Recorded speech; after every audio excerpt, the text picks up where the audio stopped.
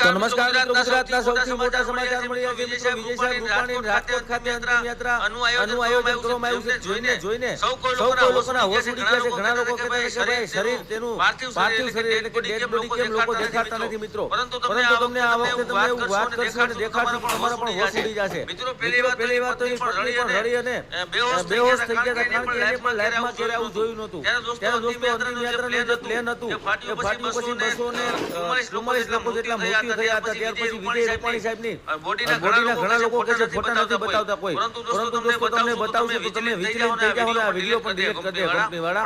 પણ આપણે ટૂંકમાં કહીએ તો કાળી કોલસા જેવી ખાલી દાંત અને હાડકા જ રહ્યા હતા, એવી રીતે હાલત હતી મિત્રો.